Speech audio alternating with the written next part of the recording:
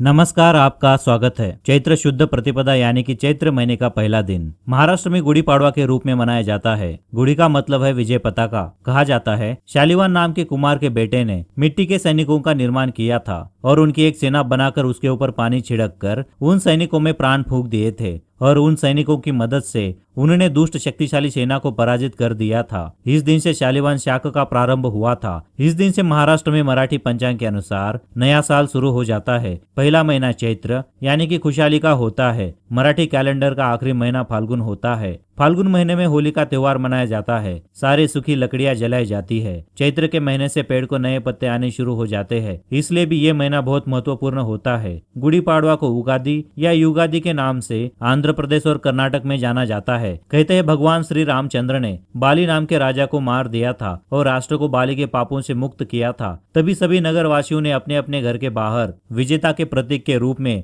विजय पताका यानी गुड़ी लहराई थी। गुड़ी के ऊपर नीम के पत्ते और बतासे लगाना बहुत शुभ माना जाता है, क्योंकि नीम से मन की सारी कड़वाहट दूर हो जाती है और बतासों से आने वाली जिंदगी में मिठास भर जाती है। गुड़ी पाड़वा के बाद 9वें दिन रामनवमी का उत्सव मनाया जाता है। इसे चैत्र नवरात्रि के नाम से भी जाना जाता है। गुड़ी पाड़वा के दिन तरह तरह के पकवान घर पर बनाए जाते हैं, जैसे कि पूरन पोली, बासुंदी पूरी, श्रीखंड पूरी, खीर पूरी इत्यादि। औरतें पैठनी साड़ी या नौवारी साड़ी पहनकर सस्ती संवरती है। लोग नाचते गाते टोली में झांकियां देखने या फिर मिरवणूक देखने निकलते हैं। तो चलिए दोस्तों, जानते हैं गुड़ी की पूजा कैसे करते हैं, साथ ही गुड़ी पाड़वा की पूजा के लिए कौन से सामग्री की आवश्यकता है। उससे पहले दोस्तों वीडियो को लाइक करें, चैनल को सब्सक्राइब करें। फूल, रंगोली, आम के पत्ते, लाल कपड़ा, नीम के पत्ते, नारियल, नई साड़ी, बतासे की माला, फूलों की माला, पीतल या चांदी का कलश, चौकी और एक बांस की लाठी। गुड़ी पाड़वा के दिन लोग सुबह जल्दी उठकर नीम का पत्ता खाते हैं। कहा जाता है कि इस पत्ते को खाकर शरीर की सारी बीमारियां चली जाती है और अपने अपने घर साफ करके